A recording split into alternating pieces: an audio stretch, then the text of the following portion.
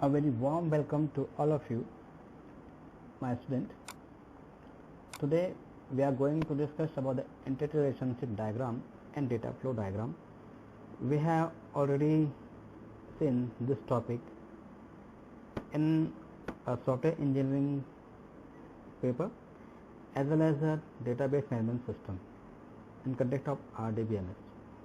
Here we are going to discuss the entity relationship diagram and data flow diagram with respect to our fourth paper, major project, where we are mentioned these things in our project report.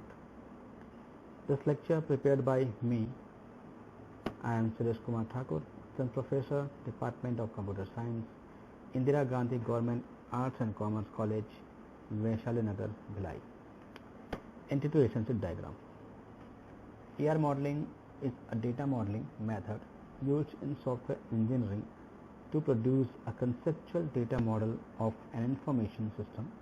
Diagram created using this ER modeling method are called entity relationship diagram or ERD or ER diagrams. Just look over the purpose of ERD. The database analyst gain a better understanding of the data to be contained in the database through the step of constructing the entity relationship diagram. The entity relationship diagram serves as a documentation tool. Finally, the ERD is used to connect the logical structure of database to user. In particular, the entity relationship diagram effectively communicates the logic of the database to user. Now next we come to know the component of ER diagram. Component of diagram is first one entity, then attributes and the relationship. Let's see major portion, a major part, a major component of ER diagram. Entity. An entity can be real world object, either animate or inanimate, that can be merely identifiable. An entity is denoted as a rectangle in an ER diagram. For example, in a school database, students, teachers, classes and the course offered can be treated as an entity. All these entities have some attributes or properties that give them their identity. This is entity. Entity set. An entity set is a collection of related types of entities. The group of entities we known as an entity set. An entity set may include entities with attributes sharing similar values. For example, a student set may contain all the students of a school. Likewise, a teacher set may include all the teachers of a school from all faculties. Entity set need not be disjoint. This is strictly conditions. Attributes. As we have seen, attributes is the properties of entity. Entities are denoted utilizing their properties known as attributes. All attributes have value. For example, a student entity may have name, class and age as attributes. This is the property of any attributes. There exists a domain or a range of value that can be assigned to attribute. For example, a student's name cannot be numeric value, it has to be alphabetic. A student's age cannot be negative. Where we have seen the types of attributes that relevance to entity. The first one is key attributes. Key is an attribute of collections of attributes that uniquely identifies an entity among the entity set. For example, the roll number of a student makes him identifiable among students. We can mention these attributes as a make a oval shape, then mention the name of the key attributes and we place one underline with the name of attribute. So we will just take some information about the keys. We are having three types of major key here: super key, candidate key, and primary key. Super key, a set of attributes that collectively identifies an entity in the entity set. Candidate key, a minimal super key is known as a candidate key. An entity set may have more than one candidate key. Third one is a primary key. A primary key is one of the candidate key chosen by the database designer to uniquely identify the entity set. Again, we are going to discussing about the attributes. Second one is the composite attributes. An attribute that is a combination of other attributes is called the composite attributes. For example, the address of any student is composite attribute, as an address is composed of other characteristics like pin code, state, and country.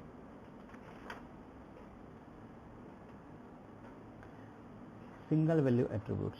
Single valued attribute contain a single value, for example, unique ID number of any person. Multi-valued attributes. If an attribute can have more than one value, it is known as a multi-valued attribute. Multi-valued attributes are depicted by a double ellipse. For example, a person can have more than one phone number, like email address. And last one is a derived attribute. Derived attribute are the attribute that does not exist in the physical database, but their value are derived from other attributes present in the database. For example, age can be derived from date of birth. In the ER diagram, derived attributes are depicted by the dash ellipse.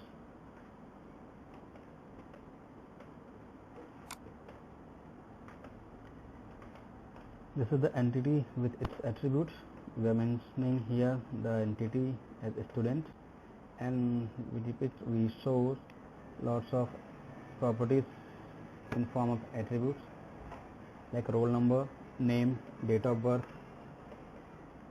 phone number, age, and address. The roll number is forming with oval shape. Mention the roll number, and we mention the here underline. It shows it is a key attributes. Name, date of birth. This is a single valued attributes. Phone number, it is a multi-valued attribute. It means in this column or in this cell we are having more than one value relevance to this student entity. This is age. These attributes are values not present in database, but it compute from the use of this column or this database. In attributes we find the age by use of date of birth column. This is address of any student, and this address having another 4 oval shape in here. Country, state, city, and street.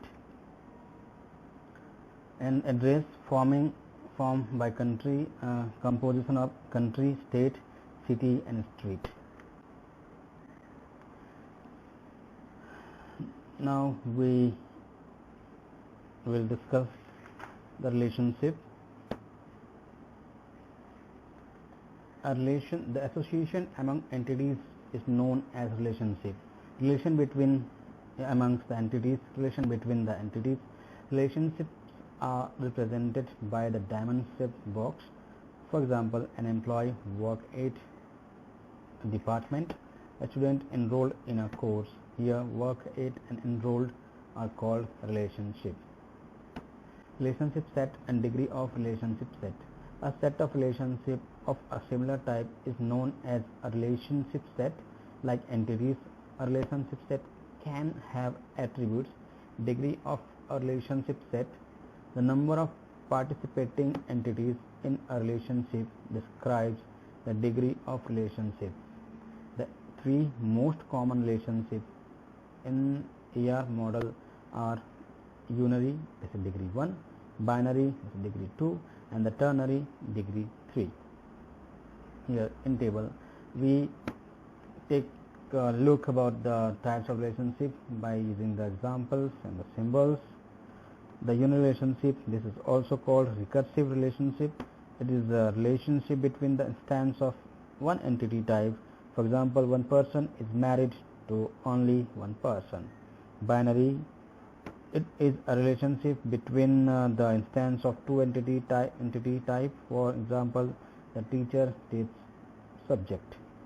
Ternary relationship, it is a relationship amongst instance of three entity type. The relationships may have provided the association of three entities: teacher, student, and subject. All these entities are many to many participants. There are be one or many participants in ternary relationship.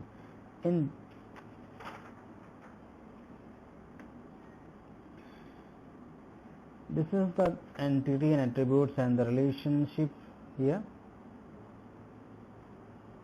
This is the entity, a student. Here are our attributes relevant to this student. This is relation with the exam entity. This is the attributes of exam. An exam relationship with a report card as record, and these are the attributes associated with the report card. We can form this database. One database is for students, for exams and the report cards. And how we logically how can we show this database or RDBMS through the diagram called modeling AR diagram.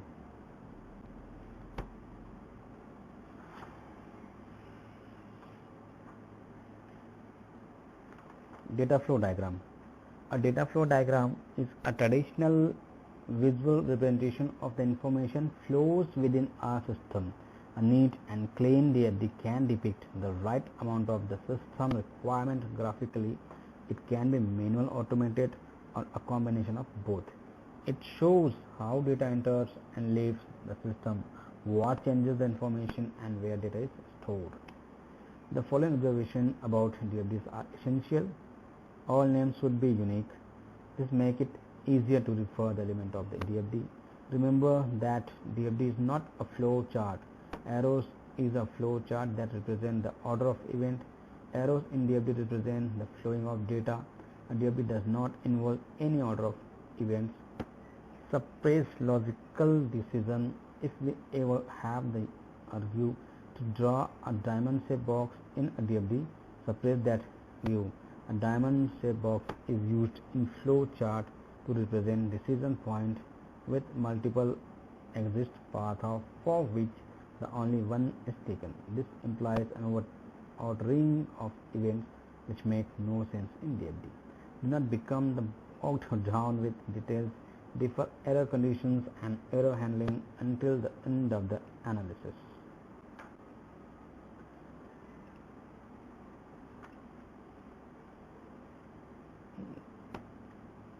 This is the standard symbols which we are going to use in our DFD. The symbols, arrows, the curve line shows data flow used to connect process to each other source or sink. The arrow head indicates the direction of the data flow. This round shape circle shows the process, and the rectangular box shows the system input and sink, and this shows the data stored here, the incoming of data and outgoing of data. This is so the repository. is a level in data flow diagram. The DFD may be used to perform a system or software at any level of abstraction. In fact, DFD may be partitioned into levels that represent increasing information flow and functional detail. So, first level is a level 0. It is also known as a fundamental system model or context diagram. Represent the entity software requirement as a single bubble with input and output data denoted by incoming and outgoing rows.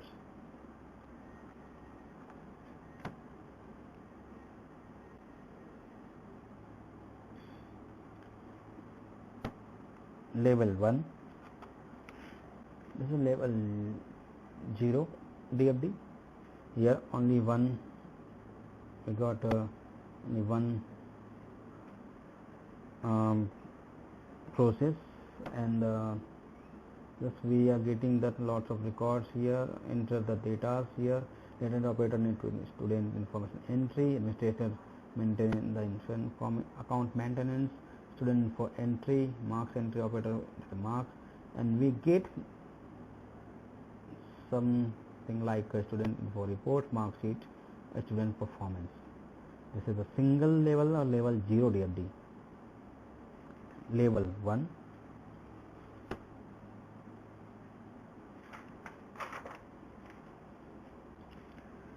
In level 1 DFD, a context diagram is decomposed into multiple bubbles or processes.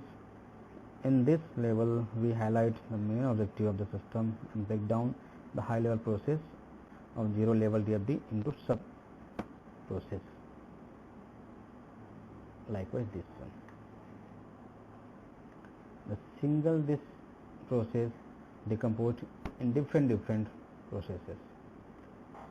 So this kind of DFD in context in level 1.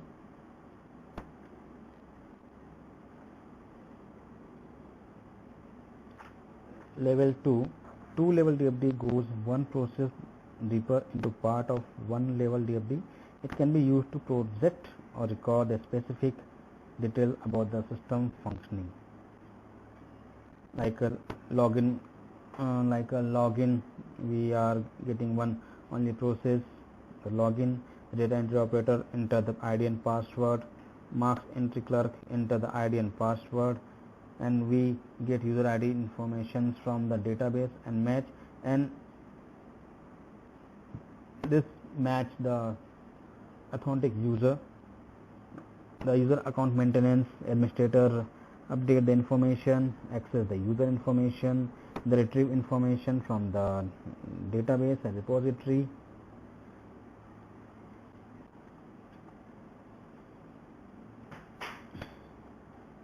This is the various symbols where we are using to denote the data process, the multiple process, and the loop, and entity 1, entity 2, then object, data stores, external extraction, multi-state, all the things.